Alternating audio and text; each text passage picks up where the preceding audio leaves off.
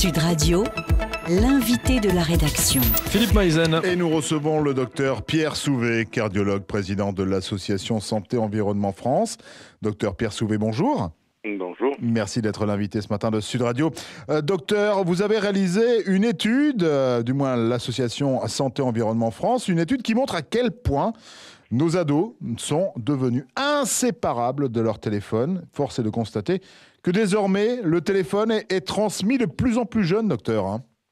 Eh oui, ils sont vraiment accros, puisqu'on a noté par exemple qu'un tiers a déclaré avoir leur téléphone avant l'âge de 10 ans et les 2 tiers avant 14 ans. Donc ça commence vraiment très tôt et les parents ont quand même une grande responsabilité de leur donner ou de ne pas leur donner parce que ça comporte des risques.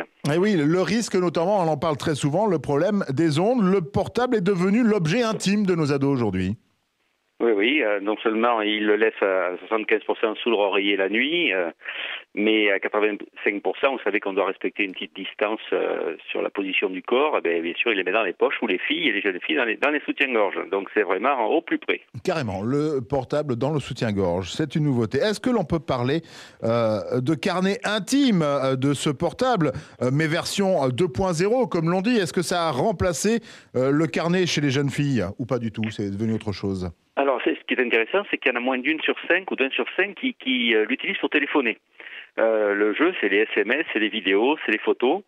Donc, en fait, c'est vraiment pour garder un contact avec les autres. Et surtout, moi, je le vois en consultation, et d'autres collègues le voient, quand vous consultez, si ça y a un SMS qui arrive ou si ça sonne, alors surtout, il faut répondre. Donc, ils se précipitent, même si vous êtes en train de les ausculter, pour répondre.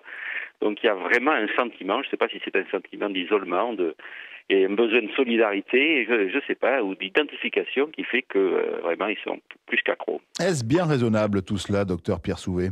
Non, c'est pas raisonnable. Nous avons lancé le téléphoné intelligent. Vous savez qu'il y a un sur-risque de cancer du cerveau pour les gros utilisateurs. Ça vaut aussi pour les téléphones sans fil à la maison. Hélas, je crois qu'il n'y a plus qu'un ménage sur 3 qui a un téléphone filaire à la maison. Il y a un sur-risque de tumeur du cerveau pour les gros utilisateurs. Et même l'Académie de médecine, de pédiatrie des États-Unis vient de dire que les femmes enceintes et les jeunes étaient plus sensibles, puisque évidemment les jeunes ont des tissus, notamment cérébraux, qui sont plus fins et une pénétration plus profonde des ondes électromagnétiques. Alors que faut-il faire? Parce que, docteur Pierre Souvé, quand même, soyons clairs, les parents s'inquiètent aussi de cette situation, mais la faute, elle vient quand même des parents qui, pour se rassurer, donnent un portable aux enfants.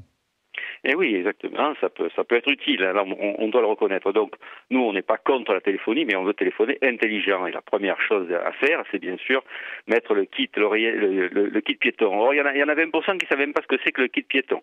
Cette fameuse oreillette qui fait qu'à 1 mètre de distance, plus vous éloignez le téléphone de la tête, moins il y a de rayonnement. Donc, c'est vraiment la base. Et d'ailleurs, ceux qu'on a interrogés avant de leur faire un cours sur la façon de bien téléphoner, à la fin, eh bien, ils disaient qu'ils étaient à 80%, s'ils sont informés, ils voulaient mettre le kit à la sortie du cours, si j'ose dire. Est-ce qu'il ne faut pas quand même taper un petit peu sur les parents, parce que c'est eux qui créent cette dépendance quelque part?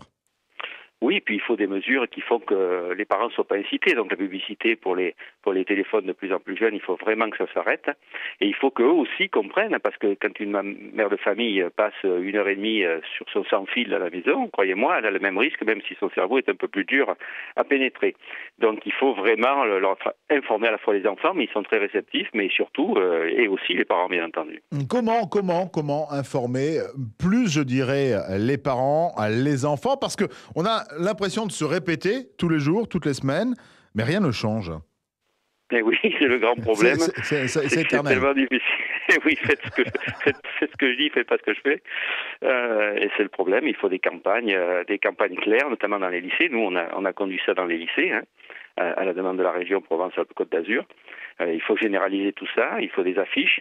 On a une très belle affiche disponible gratuitement pour expliquer tout ça. Il faut pas baisser les bras. Il faut diffuser, informer. Et je vous remercie aujourd'hui de faire de même. Celui qui n'a pas son portable, l'ado qui n'a pas son portable aujourd'hui est ringard? Et oui, c'est un témoin de la société actuelle. un gage de bonne intégration, mais je crois qu'on peut avoir un portable, mais surtout, il faut bien l'utiliser, il faut téléphoner intelligemment, c'est ce que nous voulons faire passer. Le portable, désormais le doudou de nos ados. Docteur Pierre Souvé, cardiologue, président de l'association Santé Environnement de France. Merci d'avoir été l'invité de Sud Radio. Très bonne journée.